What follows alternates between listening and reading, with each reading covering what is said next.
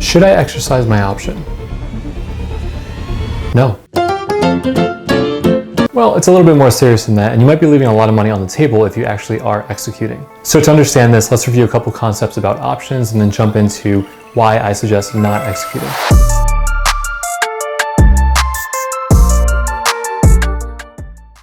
Hey everyone, this is Steve. If you're new to the channel, welcome, and please consider subscribing and liking. I upload videos every 1 to 2 weeks on stocks and options, so if you like what you see, come back for more. So let's start from the basics. If you have an option that allows you to sell or buy 100 shares of a stock at a defined price, that defined price is known as your strike price. So for example, if you have stock ABC and it's trading at $50 and you buy a 50 call, that means that it allows you to buy the stock at $50. And of course, if you're buying a call, you want the underlying share to rise in value, and if you're buying a put, you want the underlying share to drop in value. Now, if you bought a call or put, you have the option to either execute it or you can sell it back to someone else. So let's say we have stock ABC, which is trading at $50. If you have a call for $45, a $45 strike price, that means that if you execute that call, you have the right to buy 100 shares of ABC at $45. That means that the person who sold you that call, they have to sell the shares back to you at $45 each times 100, because obviously an option controls 100 shares. That means within that time frame, even if ABC shot to $100, they'd be forced to sell to you at the strike price. I'll probably make more videos on this, breaking it down piece by piece, but if you're looking for a full-fledged course that has everything from A to Z on options, I highly recommend checking out my course, Rocket Option U. It even comes with some strategies for how to trade these options. There's details down in the description with a discount code for you. So let's look at a scenario here. I'm going to pull up AMC on my phone on Webull so you can follow along with me. All right, so let's jump over to AMC on Webull and let's go to options. One quick note, options expire, meaning you have a set amount of time to use them or sell them back to someone else. So if I bought a $55 call expiring Friday, I have until Friday to use it or lose it. Let's scroll down to the different strike prices here. So you can see that for the $55 strike, it costs about $425. I know it says $4.25, but it's really times 100, so that's $425. So I can open that up, and if I do, you can see it costs about $430, so the max I can lose is $430. Now you might be thinking, okay, AMC is at $54 right now, and this call is at $55. Why would I pay $430 to buy a stock at a higher price? That's like going to the grocery store and let's say bananas are $1 each, and someone sells you a coupon for like $5 that allows you to buy bananas at $1.25 each. Why would you pay to buy something at a higher price? That doesn't make sense, right? Well, that's where extrinsic value comes into play. You're paying $430 because you expect AMC to be much higher than $55 in the future. And remember, if you're buying this, someone's selling it to you. So if AMC rises to, let's say, $105, they're forced to sell you the stock at $55 each. So 105 minus 55 is 50. 50 times 100 is 5,000. So they're out $5,000. They're collecting the fee of $430, which you're paying them, but now they're losing out on a $5,000 opportunity. So let's say AMC rises from $54 to $70 on the same day. Your $55 call will rise in value dramatically. It'd be worth $1,593. After subtracting the price you paid for the option, it leaves you with around $1,163 in net profit, which is still a nice 270% return for your $430 investment. Now, to calculate an option's intrinsic and extrinsic value is pretty simple. Intrinsic basically means the value of the option if the option is executed. So in our example, if AMC is trading at $70 and you have a $55 call, you have about $15 of extrinsic value, right? Because 70 minus 55 is 15. But remember, this is times 100 because options represent 100 shares per contract. 15 times 100 is $1,500 of intrinsic value. But remember, the option went from $430 to $1,593. So what's that extra $93?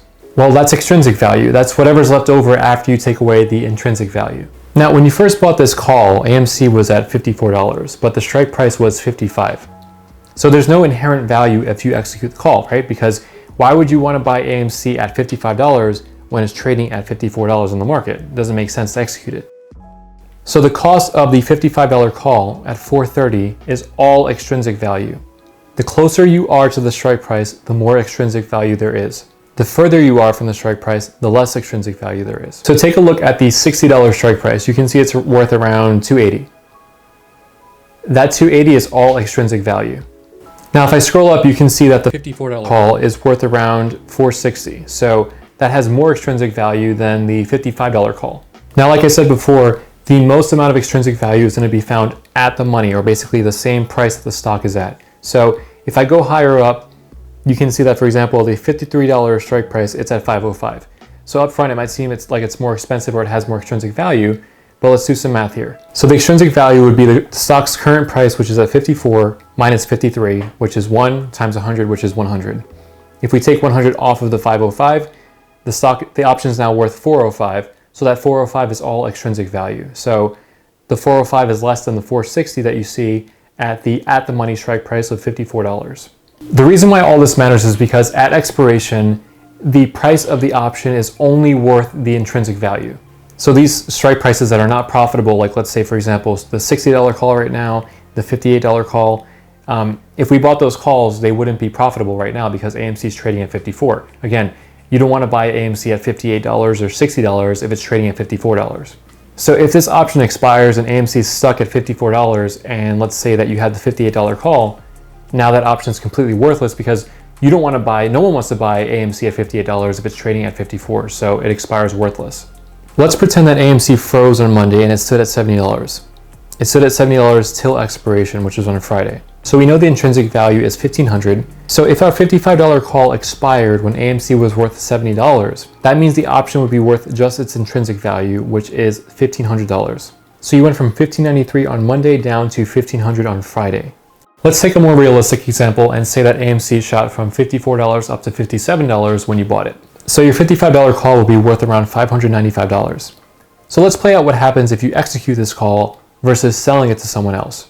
So if you execute it, you'll be able to buy 100 shares of AMC at $55 when it's currently trading on the market at $57. Remember, this option initially cost you $430 to buy. So if you execute it at this point, you basically get 100 shares at $55, which means that you'd spend $5,500 on 100 shares, but you have the option to sell them right away at $57 each, which could net you $200 profit. Now that $200 profit minus the $430 from the option's cost, so basically right away you lose $230 by executing. These 100 shares of AMC are now yours, so you don't have to sell them if you don't want to. But I'm saying immediately you're down $230 because the option costs $430 to buy. All options that have time remaining have extrinsic value, meaning you can't just buy an option immediately and execute it, even if it's in the money, because you're always going to run into this issue where the remaining extrinsic value will eat away at any potential profit you would have made.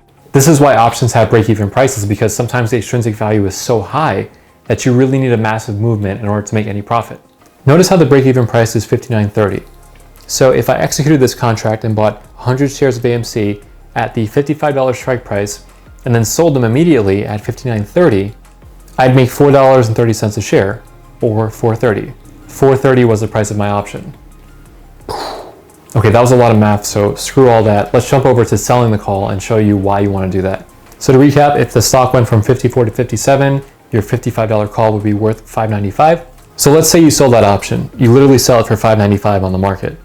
But remember, it cost you $430 to buy that option. So instead of losing $230, $595 minus $430 is $165. So you make profit and you end your contract and you're out of it. You're out of the trade. That's it. No more obligations. So I know this was a lot of information, but in short, whenever you have an option that still has extrinsic value, you should consider selling the option versus actually executing it. Because if you execute it, your extrinsic value basically just goes up in smoke. The only time I ever really consider executing an option is when it's around time for dividends, because options don't allow the same privileges that owning shares do, so, which by the way is also covered in my course. Anyways guys, I hope this provided some useful information on extrinsic and intrinsic value, as well as whether or not you should execute or sell your option. If you found some value in this video, please do give it a thumbs up for the YouTube algorithm. It really helps YouTube to recommend my channel to new people and kind of help it to grow, so it does mean a lot, and thank you guys so much. I'll catch you in my next video, and as always, keep on making great trades.